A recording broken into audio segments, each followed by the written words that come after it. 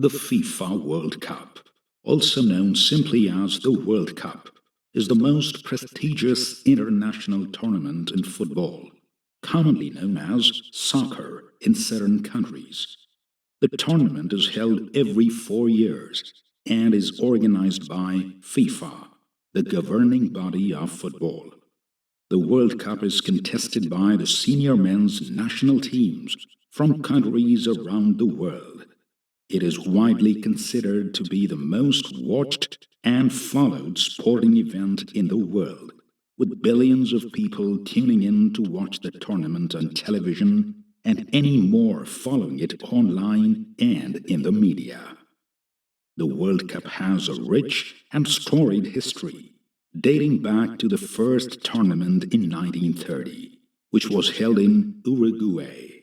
Since then, the tournament has been held a total of 21 times, with the most recent taking place a few weeks ago in Qatar. Some of the most iconic moments in the history of the World Cup include the 1950 Miracle of Maracana, when Uruguay defeated Brazil in the final, the Hand of God goal by Diego Maradona during the 1986 tournament, and the dramatic last-minute goal by Andres Iniesta during the 2010 tournament that helped Spain win their first World Cup. Over the years, the World Cup has also been the subject of many controversies, from alleged bribery and corruption in the selection of host countries to issues of racism and discrimination among players and fans. In addition, there are also criticisms of how it was organized and the massive amount of money associated with it. The tournament has also been related to political tensions and conflicts, with many countries using the World Cup to promote national pride and unity. The World Cup has problems and controversies, as with any major international event. However, it is also a unique and powerful force for bringing people together through the shared love of a common game. From the small villages and towns in Africa and Asia to the sprawling metropolises of Europe and South America, the World Cup captures the imagination of people from all corners of the globe. Indeed, the World Cup is a truly global event that unites people worldwide through their love of the beautiful game. The tournament provides a platform for countries to showcase their talents on the world stage and for players to cement their place in football history. For many fans, it is a chance to support their home country and cheer on their national team as they compete against the best teams worldwide. For countries that have traditionally been underrepresented in international football, the World Cup offers a rare opportunity to prove themselves against some of the biggest and most successful teams in the sport. For example, teams from Africa and Asia have made a big impact in recent tournaments, with several countries reaching the latter stages of the competition and putting in some impressive performances. The World Cup also has an impact on the host country, as well as the other countries competing. Hosting the tournament can provide a significant boost to a country's economy, as well as its international standing. The tournament also offers an opportunity for the host country to showcase its culture and history to the world, and for visitors to experience something new and different. However, hosting the tournament also brings with it a range of challenges. These can include the construction of new infrastructure, the displacement of residents, and the impact of large crowds on the host city. There are also potential issues around security, as well as the costs associated with hosting the tournament. Overall, the FIFA World Cup is a global phenomenon. that captures the imagination of people from all corners of the globe. It's more than just a football tournament. It is a cultural event that brings people together and showcases the world's most talented and exciting players. Pele, who recently passed away, is considered one of the greatest football players of all time and is widely regarded as the greatest player in the history of the FIFA World Cup. He's also famous for his great vision and words. One of his most famous quotes that reflects his love and passion for the World Cup is, "The World Cup is the most beautiful thing there is."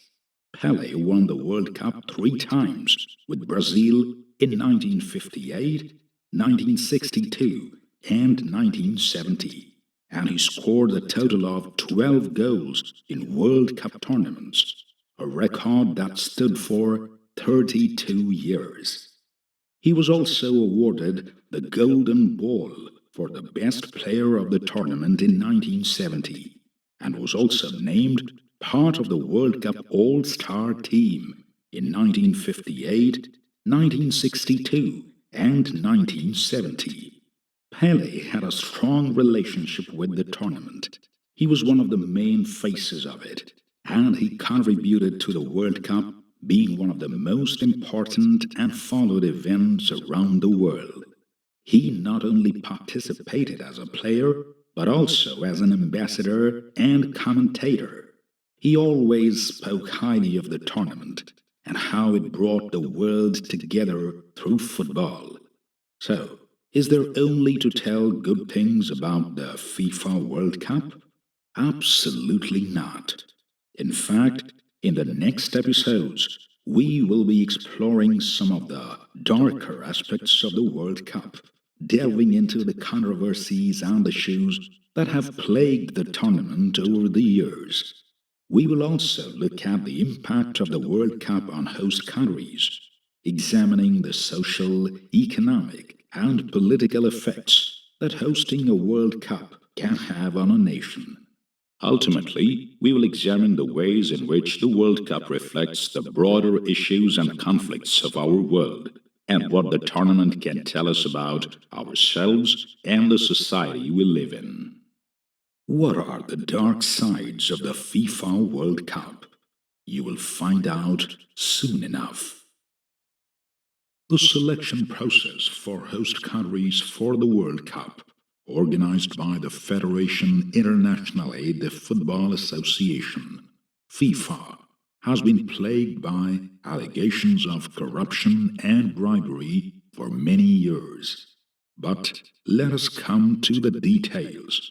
What are FIFA's major responsibilities? FIFA has a wide range of powers and responsibilities that are designed to promote and develop the sport around the world. Some of the key powers of FIFA include governance and administration. FIFA is responsible for the overall governance of international soccer, and it oversees the administration of the sport at the global level. This includes setting rules and regulations for the game, as well as enforcing them through its disciplinary committee. World Cup organization. FIFA is responsible for organizing and managing the World Cup, the most important tournament in international soccer. This includes selecting the host countries, organizing the tournament, and overseeing the qualification process for teams from around the world. Financial management. FIFA is responsible for managing the finances of international soccer, including revenues from the World Cup and other tournaments, as well as the distribution of funds to member associations. Development and promotion. FIFA is also responsible for promoting and developing the sport of soccer worldwide through various programs and initiatives, such as the Football for Development Program, Women's Football, Technical and Refereeing, Medical and Anti-Doping, and many more. Representation. FIFA is the official representative of international soccer, and it deals with other sports organizations, governments, and other stakeholders on behalf of the sport. Eligibility. FIFA sets the eligibility rules for national teams and players and is responsible for enforcing them. This includes determining which players are eligible to play for national teams and handling disputes related to player eligibility. Technical study. FIFA is responsible for monitoring the technical aspects of the game and providing advice to member associations, leagues, clubs, and players to develop the football, organizing technical meetings and seminars to update and disseminate the knowledge of the game. Legal and judiciary. FIFA is responsible for maintaining a legal framework for international soccer, and this includes handling disputes related to the sport through its own legal and judiciary system. This also includes imposing sanctions on countries and clubs and handling appeals and other legal issues. Media and marketing. FIFA is responsible for managing the media and marketing rights for international soccer, including the World Cup, and it makes revenue from the sale of broadcasting and sponsorship rights for these events. These are some of the main powers of FIFA, and it works to keep football alive and stable for all parts of the world, improving not just the sport, but also the education and the overall development of each country. One of the most high-profile instances of corruption in the World Cup bidding process came to light in 2010, when the United States Department of Justice, DOJ, launched an investigation into the awarding of the 2018 and 2022 World Cups to Russia and Qatar, respectively. The investigation revealed that several high-ranking FIFA officials had accepted bribes in exchange for their votes in the selection process. As a result, several officials were arrested and charged with corruption, and FIFA's president at the time, Sepp Blatter, resigned. At the time, he issued a statement in which he said, "I have been reflecting deeply about my presidency and about the 40 years in which my life has been inextricably bound to FIFA and the great sport of football. I cherish FIFA more than anything, and I want to do only what is best for FIFA and football. I felt compelled to stand for re-election as I believed this was the best thing for the organization. That election is over, but FIFA's challenges are not. FIFA needs a profound restructuring. While I have a mandate from the membership of FIFA, I do not feel that I have a mandate from the entire world of football. The fans, the players, the clubs, the people who live, breathe, and love football as much as we all do at FIFA. Therefore, I have decided to lay down my mandate at an extraordinary elective Congress. I will continue to exercise my functions as FIFA president until that election." And then, at the extraordinary Congress held in February 2016, Gianni Infantino was elected as his replacement. Another example of corruption in the World Cup selection process took place in the lead-up to the 2002 tournament, co-hosted by South Korea and Japan. Prosecutors alleged that a South Korean conglomerate, Samsung, had paid $20 million to FIFA officials in order to secure their support for South Korea's bid. Similarly, in the run-up to the 1998 World Cup held in France, it was alleged that the country's successful bid was the result of bribes paid to FIFA officials. These allegations of corruption have had a major impact on the integrity of the World Cup and the perception of FIFA. Many people have called into question the legitimacy of the selection process and the credibility of the organization as a whole. In reference to the ongoing investigations and the exposure of these corrupt practices, the former U.S. Attorney General Loretta Lynch said, "The defendants fostered the culture of corruption and greed that created an uneven playing field for the biggest sporting event in the world. All too often, it seemed that the pursuit of profit came at the expense of fair play and integrity." Additionally, FIFA's reputation has been damaged by these allegations, with many people losing trust in the organization and in the World Cup as a whole. The perception of the tournament and the reputation of the organization has been very low among fans and even the media. FIFA has taken steps in recent years to address these issues and improve transparency in the selection process for World Cup host countries.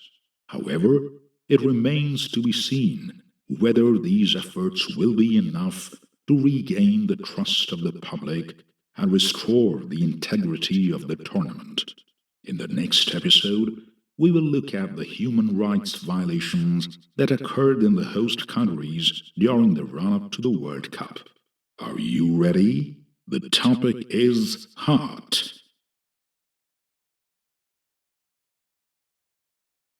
The World Cup is one of the world's most widely watched and celebrated sporting events, attracting billions of viewers and generating significant economic activity. However, the preparations for the tournament have been criticized for causing human rights abuses in host countries, including forced evictions, labor abuses, and environmental damage. One of the most significant issues in recent World Cup host countries has been forced evictions. For example, in the lead-up to the 2014 World Cup in Brazil, it was reported that thousands of families were forcibly evicted from their homes to make way for tournament-related infrastructure projects.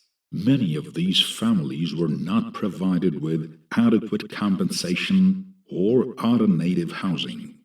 The United Nations Special Rapporteur on the Right to Adequate Housing, Raquel Rolnick, described the evictions as a violation of human rights and a violation of the right to housing.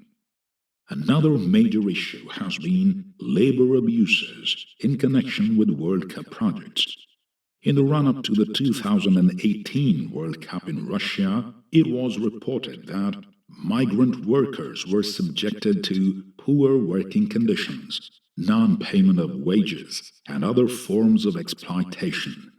Similarly, in the lead-up to the 2022 World Cup in Qatar, reports of workers being subjected to forced labor and other human rights abuses have emerged.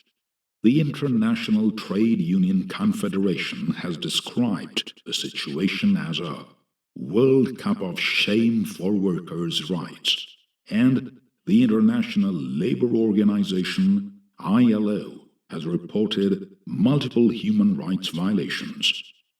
There have also been concerns about the environmental impacts of World Cup projects. In Brazil, for example, the construction of new stadiums and other infrastructure has led to the destruction of sensitive ecosystems and the displacement of indigenous communities. Similarly, in Russia, the construction of new infrastructure has led to the destruction of wetlands and other sensitive habitats. FIFA and host countries have been criticized for not addressing these issues. FIFA, the international governing body of soccer, has been accused of turning a blind eye to human rights abuses in host countries and not holding host countries accountable for their actions. Host countries, in turn, have been criticized for prioritizing the World Cup over the rights and well-being of local communities. Despite the criticisms and concerns, there have also been efforts to address the negative consequences of World Cups on local communities. For example, the ILO has set up a program to improve the working conditions of migrant workers in Qatar. FIFA has adopted a human rights policy which sets out the organization's commitment to respect human rights in connection with its activities. However, the effectiveness and implementation of these efforts are still under debate. In conclusion, while the World Cup can bring excitement and economic benefits to host countries, it has also been associated with significant human rights abuses, including forced evictions, labor abuses, and environmental damage. Both FIFA and host countries are responsible for addressing these issues and ensuring that the tournament does not negatively affect local communities. Proper enforcement and action could minimize these negative impacts and make way for more sustainable event hosting. Not only denied rights to women and the LGBT community, but during the run-up to the Qatar 2022 World Cup, discrimination and a high number of deaths for migrant workers have been recorded. "We have been heavily criticized," commented FIFA President Gianni Infantino at the press conference presenting the sporting event. "Today I feel like a Qatari. Today I feel Arab. Today I feel African. Today I feel gay. Today I feel like an immigrant worker. I remember my parents who, as immigrants, worked hard at the borders, looking for work in Switzerland. When I arrived in Doha, I remembered my childhood. I said, 'This is not good. We have to do something.' Switzerland is an example of inclusion. Qatar has also made progress." Words have turned the noses of many people who continue to appeal that the rights of migrant workers in Qatar need more protection. But why is this being talked about so much? And what has happened all these years in the Arab country? Qatar has an ancient system known as kafala, which governs the right to work for migrant and foreign workers in the Arab world. Thus also in Oman, UAE, Saudi Arabia, Kuwait, and Bahrain. But how does this system work? The migrant worker, mainly from India, Pakistan, Nepal, Bangladesh, and Sri Lanka, must necessarily turn to a guarantor or sponsor as a form of protection. However, this figure has rights vis-à-vis the worker himself, such as monitoring his movements and making sure he does not leave the workplace without permission. A highly questionable work environment denounced last year by Amnesty International, highlighting how, over the past decade, thousands of young migrant workers have died suddenly and unexpectedly in Qatar, despite having passed mandatory medical exams before traveling to the country. Who helps migrant workers? The World Cup does. FIFA does. Infantino said. About 25,000 migrant workers have died because of European migration policy since 2014. In Europe, we close our borders and don't accept workers who come to work legally. Yes, some people come to work, and then we criticize Qatar. There is a double standard. How many deaths, and under what conditions? the death toll of migrant workers would be staggering. Uncovering this Pandora's box was an investigation by The Guardian last year. More than 6,500 in the past 10 years, from Nepal, Bangladesh, Sri Lanka, India, and Pakistan, for an average of 12 migrant workers every week. The most common cause recorded by local authorities is natural death, usually attributed to heart or acute respiratory failure.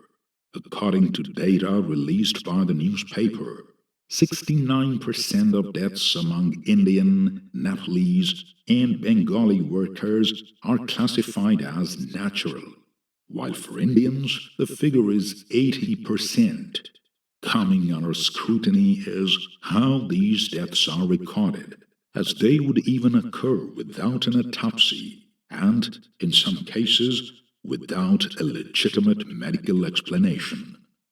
The figure would even be lower than reality, as other countries that send workers to the Arab country, such as the Philippines and Kenya, albeit to a lesser extent, are not included, and deaths occurring since 2020 have not been included. A statistic is not enough to explain the issue thoroughly. Context is also needed.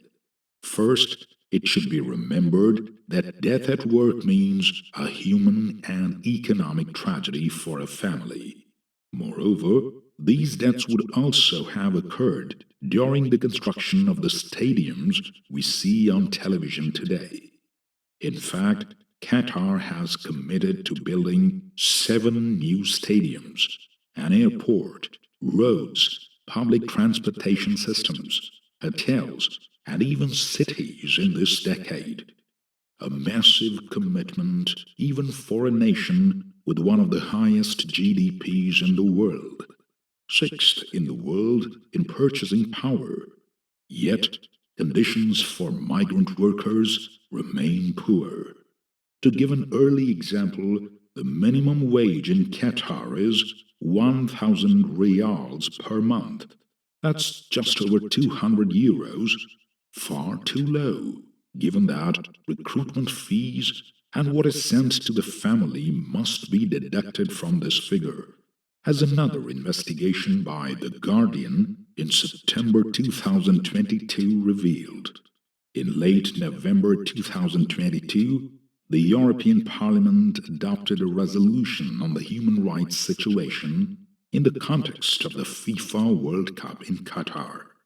MEPs point out that Qatar won the FIFA World Cup bidding process amid credible allegations of corruption and bribery, and deplore the deaths and injuries of thousands of migrant workers, mainly in the construction sector, who helped the country prepare for the tournament.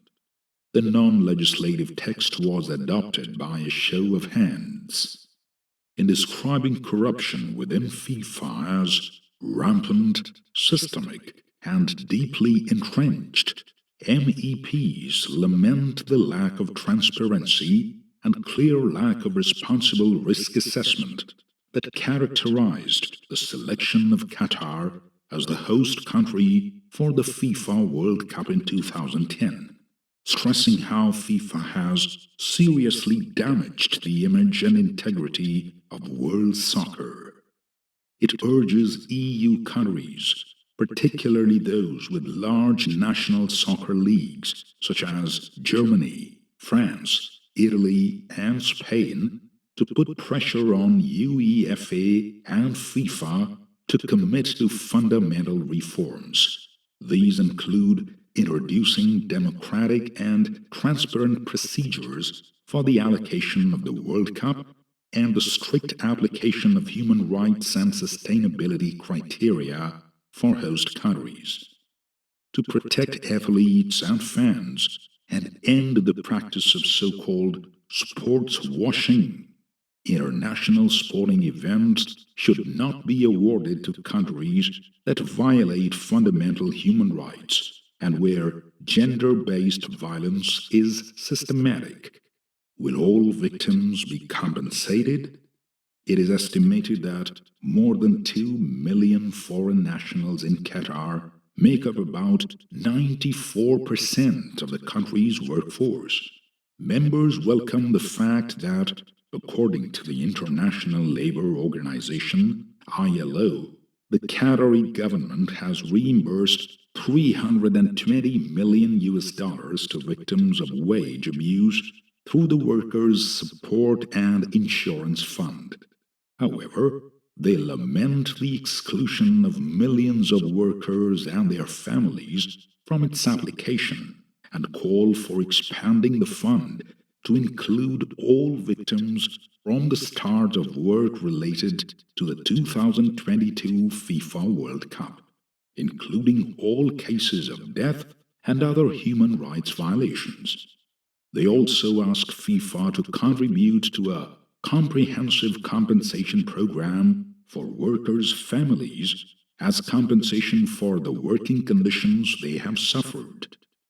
Recognizing the important contribution of migrant workers to Qatar's economy and the 2022 FIFA World Cup, Parliament urges the Qatari authorities to investigate their deaths comprehensively.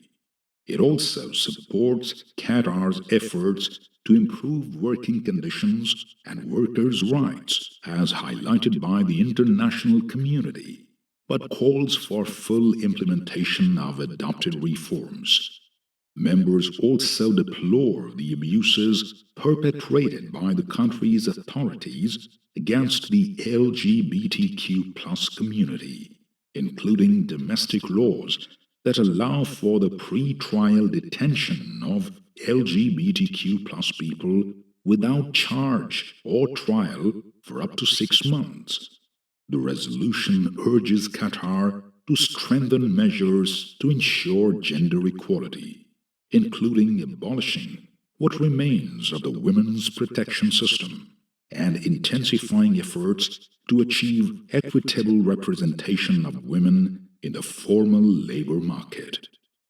In the next episode, we will look at the economic impact of hosting the World Cup, both positive and negative. Buckle up and get ready. The World Cup is one of the most widely watched and lucrative sports events in the world, with an estimated global audience of over 3 billion people and billions of dollars in revenue generated from advertising, ticket sales, and merchandise. Hosting the tournament can bring a variety of economic benefits to a country, including increased tourism, job creation, and a boost to the country's image and global standing. However, there are also a number of negative economic impacts to consider, including the high costs of building and upgrading infrastructure and the financial burden of providing security for the tournament.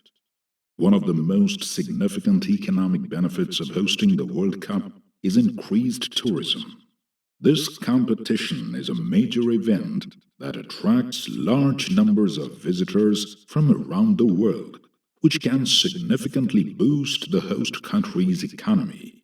According to a report by the World Tourism Organization, the 2002 World Cup in South Korea and Japan generated an estimated $11 billion in tourism revenue. Similarly, the 2014 World Cup in Brazil is estimated to have generated over $11 billion in tourism revenue, according to data from the Brazilian Ministry of Tourism. Hosting the World Cup can also lead to job creation and economic growth. The construction of new stadiums and other infrastructure projects, such as airports and transportation systems, creates jobs and stimulates economic activity. According to the Brazilian Ministry of Labor and Employment, the 2014 World Cup in Brazil is estimated to have created over 200,000 jobs. Furthermore, a long-term increase in infrastructure may lead to more investment for the country, to benefit in the long run economically. On the other hand, there are several negative economic impacts of hosting the World Cup to consider as well. One of the biggest challenges is the high costs of building and upgrading infrastructure. The cost of building new stadiums, airports, and transportation systems can be astronomical, and these costs are often passed on to taxpayers. The cost of hosting the 2010 World Cup in South Africa, for example, was estimated to be around $4 billion US, with $2 billion US spent on infrastructure projects. In addition, hosting the World Cup also requires a significant investment in security, with thousands of fans and international media descending on the host country. Providing adequate protection is a major challenge. This can be costly, with governments often spending millions of dollars on security measures such as additional police and security personnel, as well as surveillance and crowd control equipment. Overall, hosting the World Cup can positively impact a country's economy, boosting tourism, job creation, and infrastructure investment. However, it is also important to consider the high costs of building and upgrading infrastructure and providing security for the tournament. These costs can be increased and may outweigh the benefits, particularly in countries with fragile economies. It is also important to note that while the tournament may lead to a temporary economic boost, the long-term effects are not always clear. For example, the stadiums constructed to host the World Cup may become underutilized and costly to maintain after the tournament.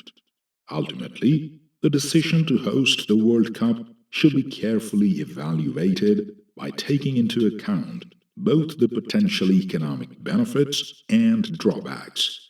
It is crucial to take into consideration not only the costs, but also the possible long-term economic and social benefits, as well as the country's overall readiness to host such a huge event. When Qatar kicked off the first match of the 2022 World Cup against Ecuador on Sunday, November 20th, the world witnessed the result of one of the greatest capital campaigns in human history. In 2017, Qatar's finance minister had said the country was spending $500 million a week on infrastructure projects, including roads, hotels, stadiums, and airport upgrades, to prepare the small Middle Eastern nation to host the world's biggest sporting event. This year will be by far the most expensive World Cup in history. Qatar is estimated to have spent as much as $220 billion in the 12 years since the tournament was awarded, more than 15 times the amount shelled out by Russia for the 2018 event. A questionable choice, the country has come under intense scrutiny for the hundreds, perhaps even thousands of workers, many from other nations, who have died while working in extreme conditions and for minimal pay. It is still unclear whether the business risk Qatar has asked FIFA to take in allowing the country to host the event will be repaid by the organization or the host nation. The former president of soccer's top international body, Sepp Blatter, said the decision to allow Qatar to host the tournament was a wrong decision. It is too small a country, Blatter told the Swiss newspaper Tamedia. Soccer and the World Cup are too big for that. In any case, any potential controversy will fail to slow down the large flows of money that will be invested, played, or earned during the 29-day event. Here are the most important figures. $13,000. That's the amount a bettor would have earned with $100 bet on the United States winning the World Cup. The probability of the star-studded national team winning its group ahead of England, Wales, and Iran was given 5 to 1. $42 million. This is the prize money for Argentina, which won the tournament. FIFA will allow each team to decide how much of the final prize money to share with the players. $60 million. The annual value of the agreement between Nike and the French Football Federation. The brand has contracts with 13 of the 32 participating nations, more than any other apparel brand. 7 teams wear Adidas uniforms and 6 Puma. New Balance, Hamel, Kappa, Majid, Marathon, and One All Sports sponsor one nation each. $128 million. The amount Kylian Mbappé, the world's highest paid soccer player, will earn this year. According to Forbes estimates, the French ace will receive $110 million from Paris Saint-Germain and another $18 million from off-field deals. Mbappé could also earn an additional bonus based on France's performance at the tournament. $209 million. The value of a fund created by FIFA to reward clubs around the world for loaning their players to national teams. The amount is about $10,000 per day per player. This fund has tripled since the World Cup was held in Brazil in 2014. If these weren't enough, even the former Manchester United star David Beckham earned handsomely. Can't believe it? There you go. $277 million. This is the amount David Beckham will receive from Qatar for his role as World Cup ambassador. It will be paid in installments over 10 years.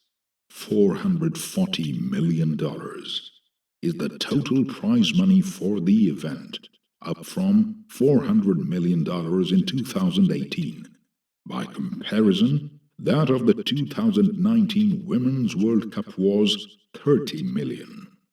$1.7 billion. These are the costs covered by FIFA. The largest amounts are represented by prize money, operational expenses such as hospitality and logistics, $322 million, and television operations, $247 million. $1.8 billion. That is the amount spent on betting in the United States, according to the American Gaming Association. $4.7 billion. This is FIFA's projected revenue for the World Cup, according to its 2022 budget. Television rights account for $2.64 billion, while marketing rights account for $1.35 billion. Ticket sales and hospitality rights will bring in receipts of $500 million. $6.5 billion to $10 billion. Qatar's estimated spending on constructing 7 stadiums for the World Cup.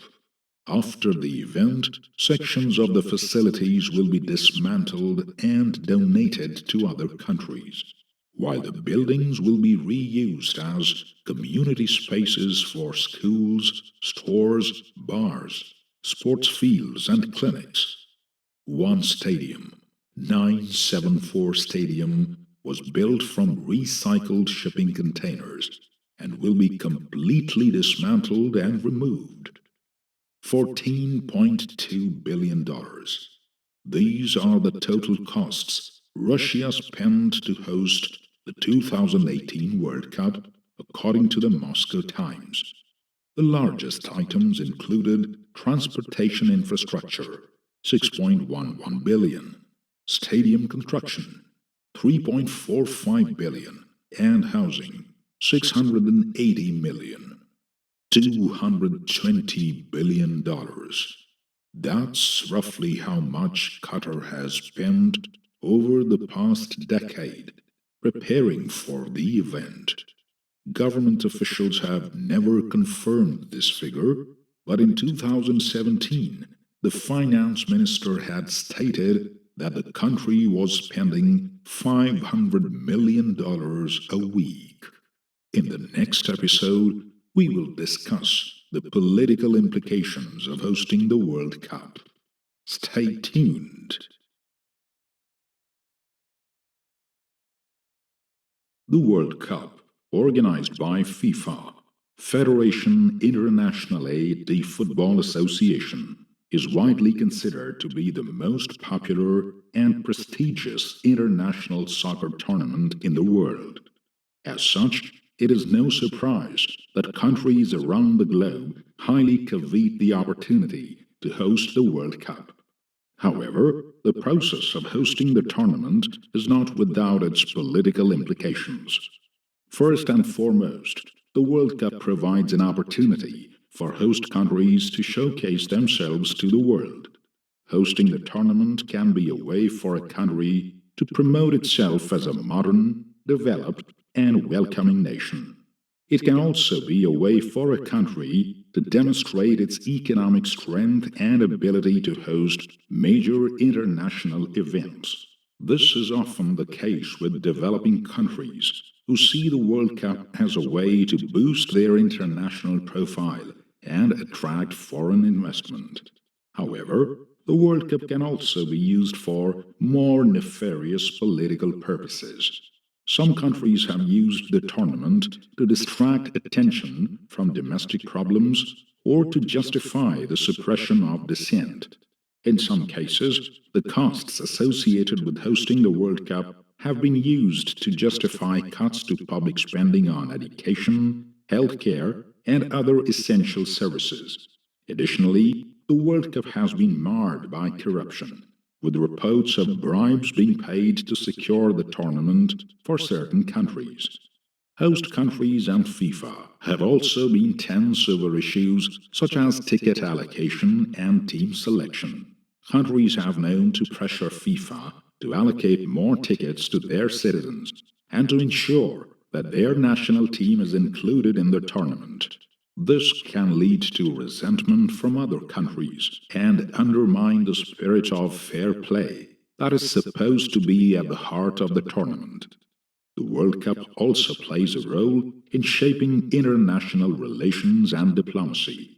The tournament has often been used for countries to forge political alliances with countries from different regions coming together to support a common team. Additionally, the World Cup has been a soft power tool, with countries using the tournament to promote their culture, values, and way of life. In some cases, the World Cup has even been used as a way to ease tensions between nations. In conclusion, the World Cup has significant political implications, both positive and negative. Hosting the tournament can be a way for a country to showcase itself and boost its international profile, but it can also be used as a distraction from domestic problems or to justify repression. Tensions between host countries and FIFA over ticket allocation and team selection can undermine the spirit of fair play, and the tournament can play a role in shaping international relations and diplomacy. In general, hosting such a large tournament requires a lot of preparation, and if it goes well, it can be a great opportunity for the country and its citizens. But on the other hand, it can cause negative impacts as well on society and the economy, and many countries should weigh the pros and cons before bidding to host it. Some potential sources for further reading include The Political Economy of the World Cup by Andreas Goldkow and Hans Stappen. The FIFA World Cup, a statistical and sociological study, by Andrew Zimbalist. The World Cup, a political and social history, by James M. Dorsey. What is Qatargate? In December 2022, the Qatargate bombshell exploded. The prosecution thesis of the investigators is that Qatar, which recently had the World Cup and is accused by many international organizations of systematic human and civil rights violations, set up a corruption network involving politicians, executives, and officials in Brussels. The goal was to soften EU positions and induce favorable decisions by the EU Parliament against the Persian Gulf monarchy, in exchange for large sums of money and gifts. The formal charges against the suspects are criminal conspiracy, bribery, and money laundering. These are very serious charges, which is precisely why the investigation is being personally followed by the chairwoman of the European Parliament, Maltese Roberta Metsola. But all leaders are seriously concerned that the scandal will expose a wider corrupt system, embarrassing the European institutions grappling with such a case for the first time. The European Parliament and President Metsola strongly oppose corruption and are actively and fully cooperating with law enforcement and judicial authorities to further the course of justice. A note reads, Italy's current foreign minister and former president of the European Parliament, Antonio Tajani, condemned the incident, but also said that a distinction must be made in the names of the suspects between those who are assistants and those who serve as officials of the European institutions. Who are the people involved? The first name of the suspect made public is Antonio Panzeri, then arrested, a former MEP from the Socialists and Democrats, S&D Group, who also heads the Human Rights Committee. Along with him, the Belgian Federal Court last Friday had detained two other prominent people, the current Secretary General of the International Trade Union Organization, Ituk Luca Vicentini, who was later released, and Eva Kaili, then arrested, one of the 14 vice presidents of the European Parliament. Kaili's father was detained, but released after a few hours. Meanwhile, in Greece, the assets of the European representative have been frozen, pending the conclusion of the investigation. The latest suspects are Francesco Giorgi, then arrested, the vice president's partner and assistant to PD MEP Enria Cozzolino, and Niccolo Figa Talamanca, then arrested, head of the NGO No Peace Without Justice. According to Belgian press sources in Kaili's home and in the bags his father was carrying when authorities stopped him, some 750,000 euros in cash were seized. Computer equipment and cell phones were also seized. In general, the searches involved several municipalities in the Brussels area, including Ixelles, Schaerbeek, Krinem, and Forest. Meanwhile, the investigation continues and is getting hotter and hotter. In the next episode, we will examine the exploitation of players and teams, both at the national and club level.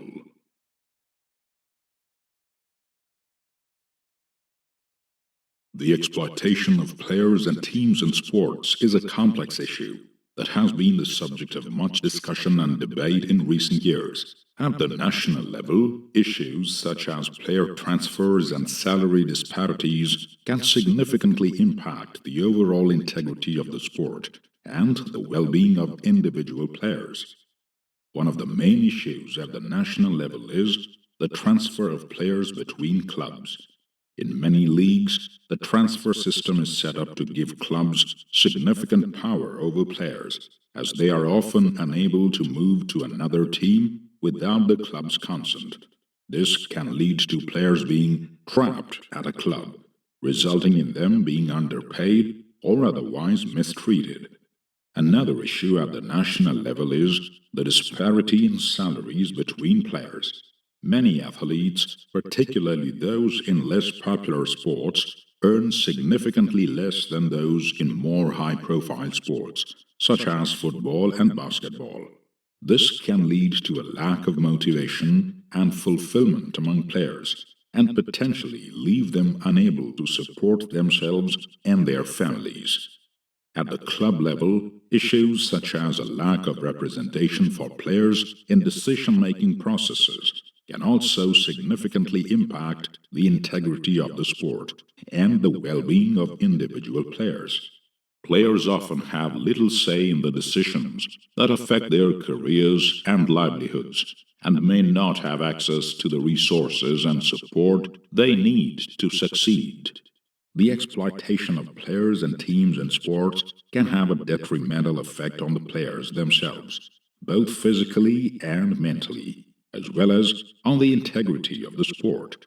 It is important for sports organizations and governing bodies to address these issues and ensure that players' rights and well-being are protected.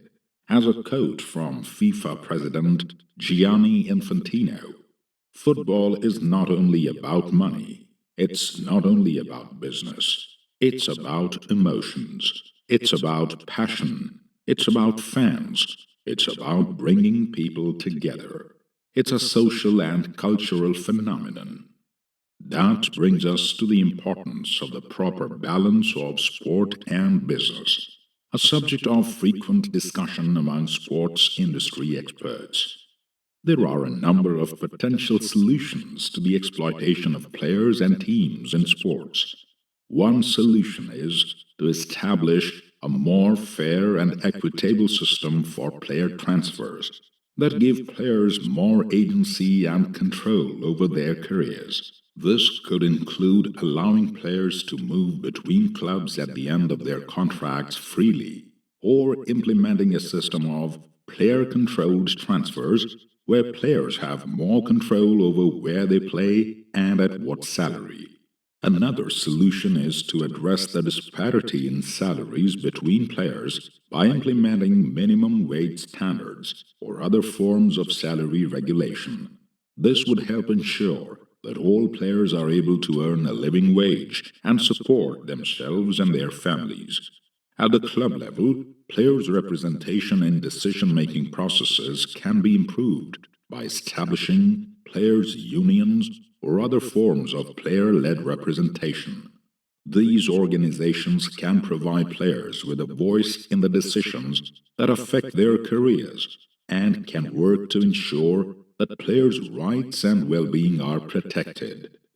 Additionally, it's important for sports organizations and governing bodies to prioritize player safety, both on and off the field, to promote the well-being of the players, including financial education and support.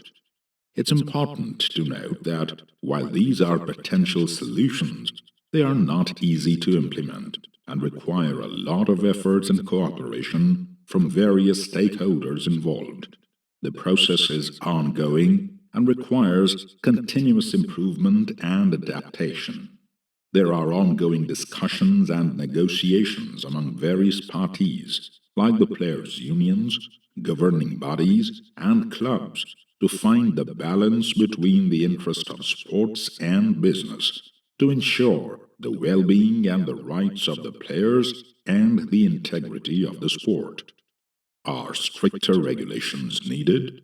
Another potential solution to exploiting players and teams in sports is to increase the transparency and accountability of sports organizations and governing bodies. This could include implementing stricter regulations on club finances and player transfers, as well as increasing the transparency of decision-making processes. Greater transparency would help to ensure that clubs and governing bodies act in the best interests of players and the sport as a whole rather than just maximizing profits. Furthermore, addressing the exploitation and imbalance also includes promoting and supporting young talents financially and educationally. This will help to ensure that young players have the necessary support and resources to succeed and to decrease dependency on senior players and teams. In addition to these solutions, it's also important to recognize the role that fans and media can play in promoting fair treatment of players and teams. Fans can use their purchasing power and voices to demand that clubs and governing bodies act in the best interests of players and the sport. Media can play a role in raising awareness of exploitation and promoting more ethical practices in sports. It's also important to note that the exploitation of players and teams is not just limited to professional sports, but also prevalent in amateur and youth levels, which are the foundation and future of sports. Therefore, addressing and preventing exploitation at these levels is crucial for the integrity of the sport. Overall, exploiting players and teams in sports is a complex issue that requires a multifaceted solution. It requires cooperation and collaboration among various stakeholders, including players, clubs, governing bodies, fans, and media, to address the issues and promote fair treatment and well-being of players and the integrity of the sport. In the next episode, we will analyze the environmental impact of the World Cup, including the carbon emissions and waste generated by the tournament.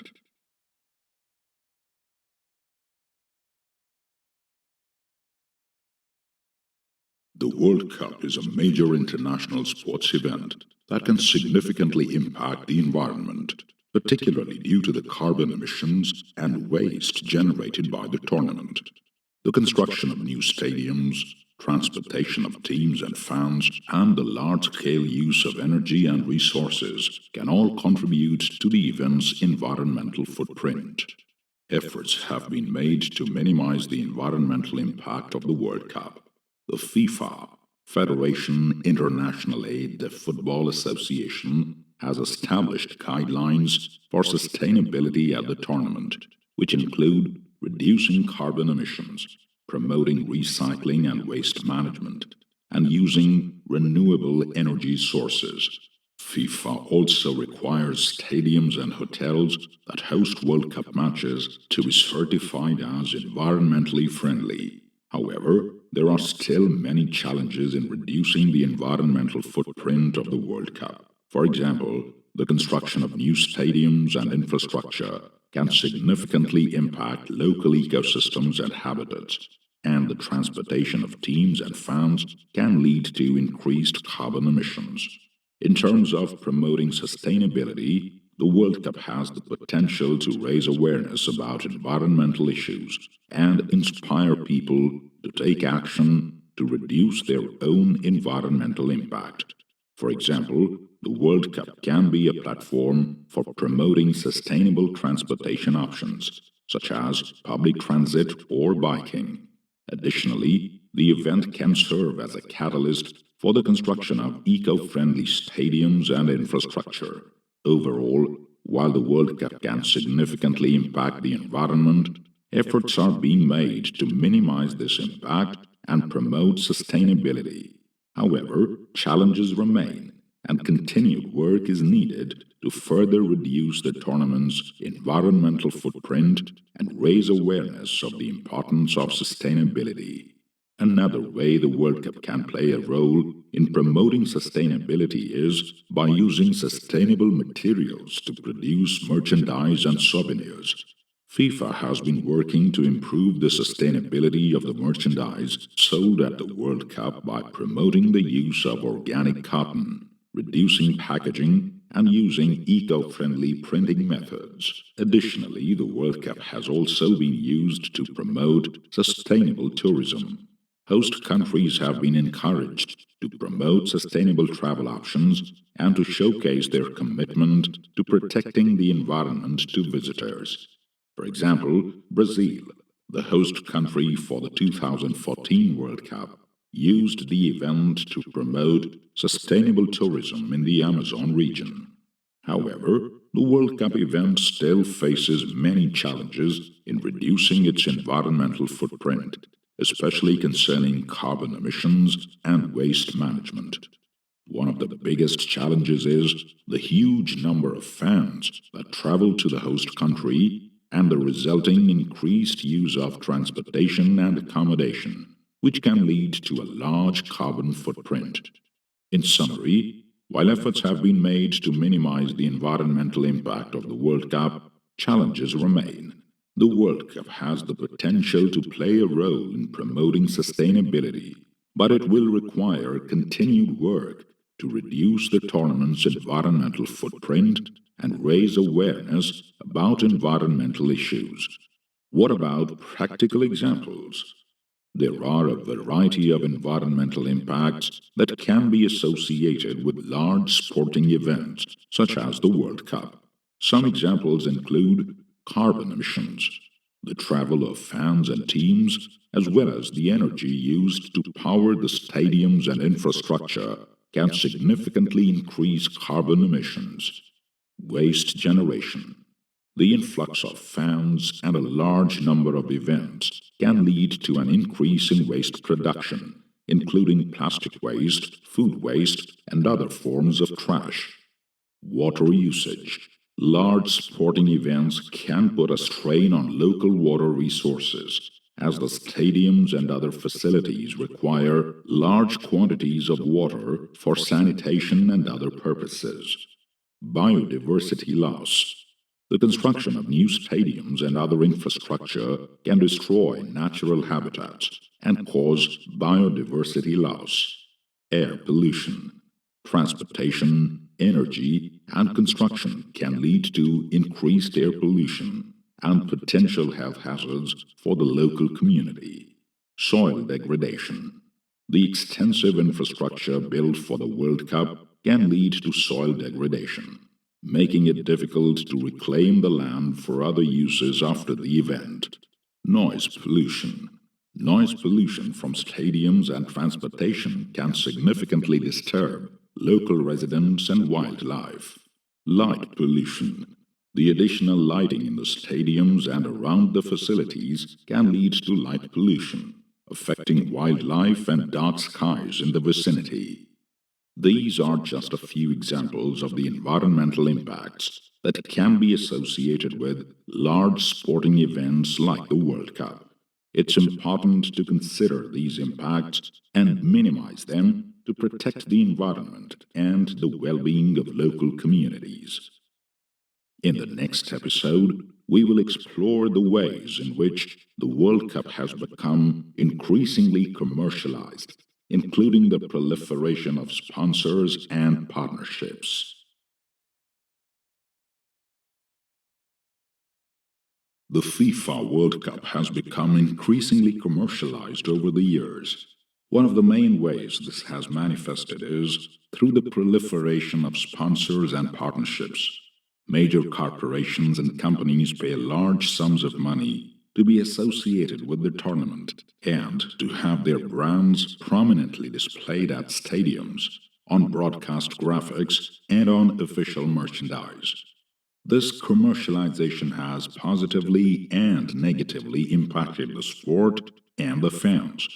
On the one hand, the influx of corporate money has allowed FIFA and other governing bodies to invest in the development of the sport, particularly in less financially well-off countries and regions. It also provides a significant source of revenue for the teams that participate in the tournament, allowing them to acquire top talent and improve their facilities.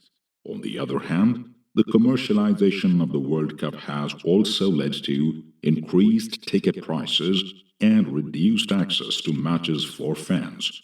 Attending a match can be prohibitively expensive for many people, particularly in countries where the economy is not as strong. The need to recoup the large amounts of money spent on sponsorship deals and other expenses has led to prioritizing corporate interests over those of the general public. The balance between the financial needs of the tournament and the traditions and values of football is difficult to achieve. Football is a sport with a rich cultural and social history, with deep ties to many communities around the world. However, it is also a global business that generates billions of dollars in revenue. While commercialization has brought significant financial benefits, it is important to ensure that the interests of the wider football community are not overlooked or ignored in the pursuit of profit. A way to balance this could be creating regulations. For example, this can be in the form of a cap on ticket prices or measures to ensure that a certain percentage of tickets are available to the general public at affordable prices. Additionally, FIFA and other governing bodies could explore alternative forms of revenue generation that do not rely so heavily on corporate sponsors and partnerships.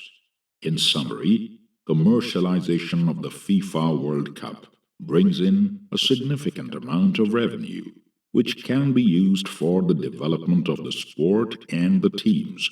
However, it also comes with negative impacts, such as high ticket prices, reduced access to matches, and prioritizing corporate interests over the general public.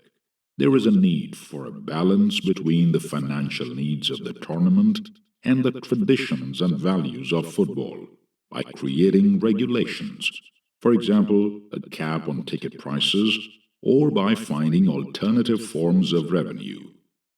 Another way that the World Cup has become increasingly commercialized is through the use of official mascots, merchandise, and other branded products.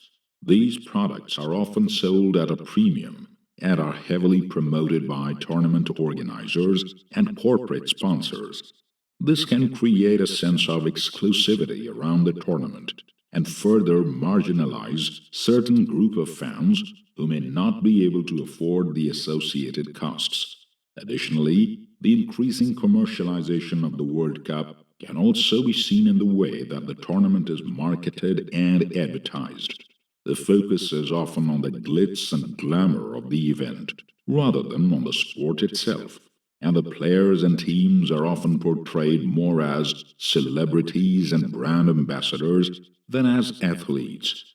This can further contribute to the commodification of the sport and create a divide between the elite players and teams and the wider football community. Another way commercialization has an impact is how the media is involved with the tournament. For example, broadcasting rights come with a high cost and limited availability of matches. This can limit the fans' access to the World Cup through traditional platforms, leading to more fans looking for illegal streams or services of lower quality. In order to address these issues, the governing bodies of football and tournament organizers need to be mindful of how commercialization can negatively affect the sport and the fans. They should strive to balance the need for financial stability and the preservation of the traditions and values of football, such as inclusivity, affordability, and accessibility for fans. They should also be transparent about their financial dealings and accountable for how the money generated from the tournament is used. Taking such steps makes it possible to ensure that the World Cup remains a source of joy and inspiration for football fans worldwide, rather than becoming a purely commercial spectacle. What about the Internet? The Internet has had a profound impact on the way that the World Cup is commercialized. One of the main benefits is the ability to reach a much larger audience than would be possible through traditional forms of media. With the advent of the Internet, The World Cup is no longer limited to the people who are able to attend the matches in person or watch them on television. It can now be streamed online, allowing people worldwide to watch the matches live, regardless of their location. This increased reach has also made it possible for the tournament organizers to monetize the event in new and innovative ways. For example, through online advertising, official merchandise can be sold globally. Official sponsors can create interactive campaigns, and the buzz can be amplified around the tournament through social media. This can significantly boost the tournament's revenue and make it a more attractive proposition for potential sponsors. The Internet also provides a platform for fan engagement. This can be through social media, fan sites, blogs, and forums. This engagement allows fans to feel more connected to the tournament and the teams. This can lead to increased interest and viewership. For example, by creating digital platforms where fans can purchase match tickets, the tournament organizers can reach a wider audience and make the experience more accessible to people who may not have been able to attend in person. Another benefit of the Internet in terms of commercialization is that it allows for more targeted and personalized marketing campaigns. Companies and organizations can use data-driven insights and analytics to create campaigns more likely to appeal to a specific audience or demographic. This can result in more efficient and effective marketing and ultimately lead to increased revenue. However, as with any form of commercialization, there are also potential downsides to consider. One of the main concerns is the issue of online fraud and piracy, particularly when it comes to streaming services.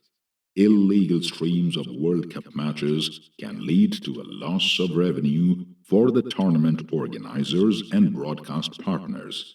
Additionally, there is also the issue of the spread of misinformation and fake news online. As the Internet has made it easier for people to share information, this can spread false rumors and conspiracy theories about the tournament and the teams. In conclusion, the Internet has brought many benefits to the commercialization of the World Cup. It has increased the tournament's reach, provided new revenue streams, and created opportunities for fan engagement. However, it's important to be aware of potential downsides and take steps to mitigate them. By striking the right balance between the Internet's commercial potential and the sport's values, it is possible to use it to enhance the World Cup experience for fans worldwide. In the next episode, we will analyze the role of the media in covering the World Cup. Stay tuned. The World Cup is one of the world's most widely watched and celebrated sporting events, drawing in billions of viewers from across the globe. As such, the role of the media in covering the tournament is paramount in shaping public perceptions and understanding of the event. However, this role also comes with several challenges and responsibilities that must be addressed for accurate and ethical reporting to occur. One of the key ways in which the media shapes public perceptions of the World Cup is through its coverage of the teams and players participating in the tournament. This coverage can range from highlighting key storylines and player profiles to creating narratives around certain teams or countries. For example, media coverage of the 2018 World Cup in Russia focused heavily on the success of the host nation and the underperformance of traditional powerhouses like Germany and Spain. This coverage helped shape public perceptions of the tournament, as many viewers saw the 2018 World Cup as a surprising and unpredictable event. Additionally, the media can shape public perceptions of the World Cup through its coverage of the event's cultural and political contexts. For example, media coverage of the 2010 World Cup in South Africa highlighted the significance of the tournament in terms of the country's post-apartheid history and the role of soccer in bringing together a diverse population. This coverage helps to contextualize the tournament for viewers, highlighting the cultural and political significance of the event beyond simply the on-field action. However, covering the World Cup is not without its challenges. Journalists covering the tournament often face challenges in terms of access to players and teams and censorship and restrictions on their reporting. For example, journalists covering the 2018 World Cup in Russia faced restrictions on their movements and access to certain areas and were subject to censorship and intimidation by authorities. Additionally, journalists covering the World Cup may also face ethical dilemmas in their reporting, such as balancing their duty to report on the tournament with their duty to report on other important issues, such as human rights abuses or political corruption. As the French philosopher Jean-Paul Sartre once said, "Freedom is what you do with what's being done to you." Don't you think so? In this sense, journalists covering the World Cup must navigate these challenges while also maintaining their integrity and commitment to ethical reporting. Then the media plays a vital role in shaping public perceptions of the World Cup while facing various challenges in terms of access and censorship. As such, journalists and media outlets must ensure that their tournament coverage is accurate, ethical, and contextualized to provide viewers with a comprehensive understanding of the event. By doing so, the media can help ensure that the World Cup is understood and appreciated for its cultural and political significance and on-field action. Another important aspect of the media's role in covering the World Cup is its impact on the host country's image. The tournament is a global stage where countries can showcase their culture, heritage, and history. Media coverage of the World Cup can help promote the host country's image and attract tourists. However, media coverage can also have negative consequences, as negative reports on issues such as human rights abuses, political corruption, or lack of infrastructure may tarnish the host country's image. For example, media coverage of the 2014 World Cup in Brazil highlighted the country's social and economic inequalities and the challenges facing the host nation in terms of infrastructure. Moreover, the media's role in covering the World Cup has also been changing with the rise of digital platforms and social media. Traditional media outlets such as newspapers, television, and radio stations are no longer the only sources of information about the tournament. Fans can now access live updates, video highlights, and analysis from multiple sources online. Social media platforms have become an important tool for journalists to connect with fans and to share their own personal experiences of covering the World Cup.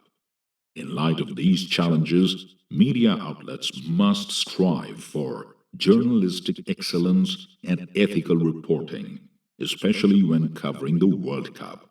Journalists have an important role in informing the public about the tournament, providing an in-depth analysis of the teams and players, and telling the story behind the game. As the British journalist George Orwell once said, "Journalism is printing what someone else does not want to be printed. Everything else is public relations." In conclusion, the media plays a crucial role in shaping public perceptions of the World Cup. promoting the host country's image, and providing a comprehensive understanding of the tournament. Journalists covering the World Cup face challenges such as access and censorship, but they have to ensure accurate and ethical reporting. With the rise of digital platforms and social media, the media's role in covering the World Cup has changed, but the importance of journalistic excellence and ethical reporting remains the same. Here is a list of some common mistakes that should be avoided when communicating about a World Cup. Using offensive or discriminatory language when referring to teams, players, or fans. Making assumptions about a team or player based on race, ethnicity, or national origin. Failing to fact-check information before reporting it can lead to the dissemination of false or misleading information. Failing to provide context or background information that will help readers or viewers understand the significance of an event or result. Focusing too heavily on one team or player at the expense of others can give an unbalanced or skewed representation of the tournament. Neglecting to cover important stories or events that happen off the field, such as fan culture, politics, and social issues related to the tournament. Not being respectful of the host nation's cultural context, history, and diversity. It's important to be aware of these and other potential mistakes when communicating about a World Cup, and to strive to provide accurate, fair, and comprehensive tournament coverage. In the last episode, we will explore the future of the World Cup.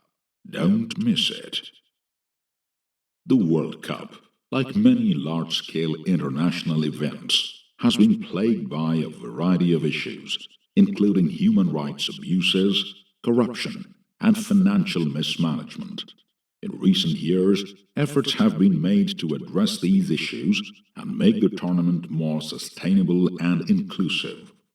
One area of concern has been the treatment of workers building World Cup stadiums and other infrastructure.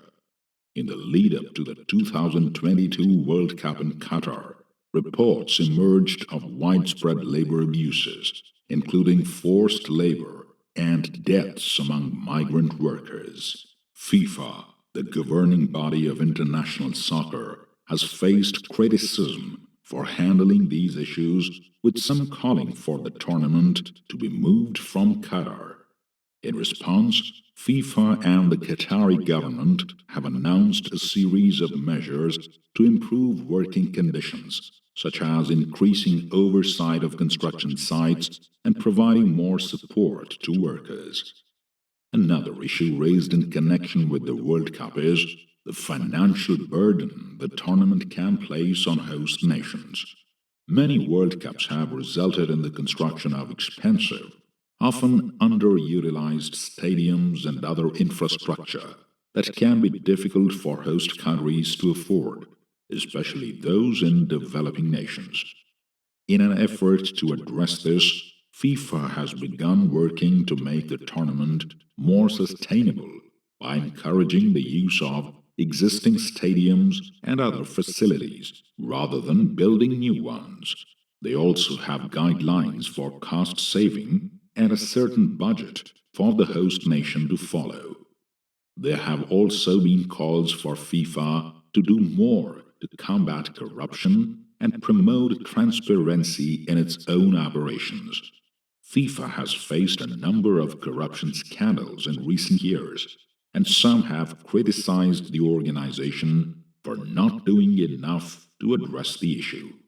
In 2016, FIFA created the position of Chief Ethics Officer to lead the efforts to reform FIFA and address the issue of corruption. In looking to the future of the World Cup, there is still a lot of work to be done to address these issues and ensure that the tournament is a positive force for all involved. This can be done by pushing for more transparency in FIFA operations and encouraging the use of sustainable and inclusive practices for the tournament. FIFA can work with government and non-government organizations to promote human rights, labor rights, and sustainability.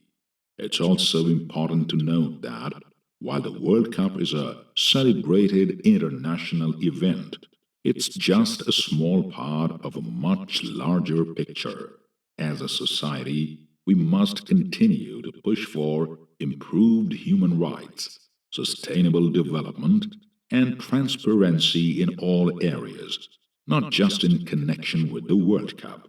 Another step that can be taken to ensure that the World Cup positively impacts host countries and the global community is to place a greater emphasis on social responsibility and sustainable development in the selection process for host nations. Currently, the selection process mainly focuses on factors such as infrastructure, transportation, and available accommodations, while placing less importance on the host country's ability to promote sustainable development and protect human rights. Furthermore, FIFA can also play a more active role in promoting and supporting the development of soccer programs in low-income communities, particularly in host countries, to create more youth opportunities and promote social inclusion. For example, FIFA has started a legacy program to provide the host countries with financial aid and infrastructure to build or renovate stadiums and soccer fields that local youth teams and academies would use. It is also important to engage with the local communities during the World Cup events and to take into account their opinions and concerns. Host countries and FIFA can work together to ensure that local businesses and vendors benefit from the economic opportunities created by the tournament, and that the tournament leaves a positive legacy regarding socio-economic development and improvement.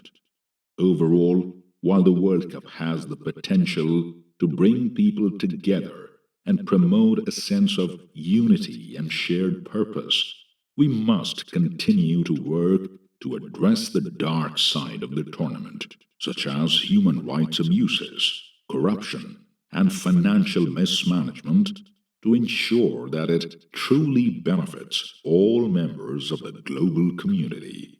This can be achieved through transparent and sustainable practices, and by emphasizing social responsibility and community engagement in the selection process for host nations and throughout the tournament.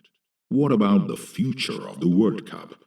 In conclusion, while the World Cup has the potential to bring people together and promote a sense of community, we must continue to work to address the issues that can detract from this positive impact, such as human rights abuses, corruption, and financial mismanagement.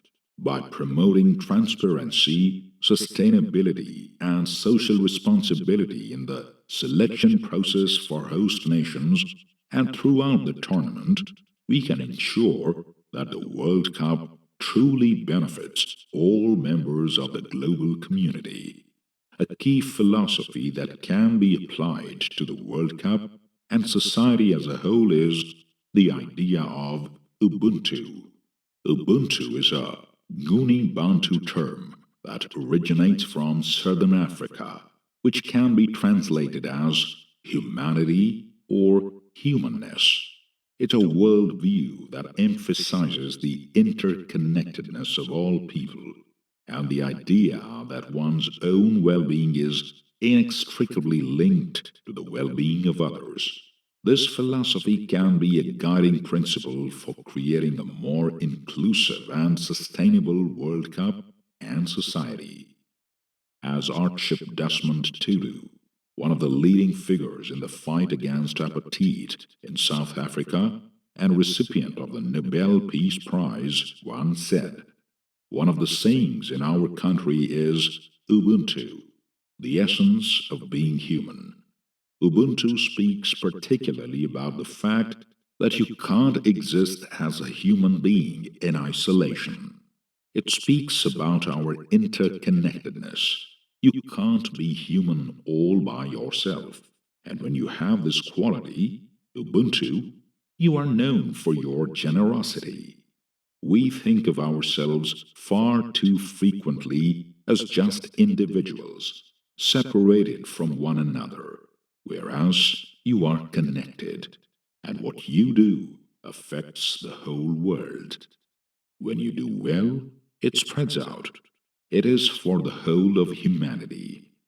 This philosophy of Ubuntu can be a powerful reminder that the World Cup and all international events are not just about individual nations or teams competing, but about the shared experience of humanity and how our actions and choices can impact the well-being of others.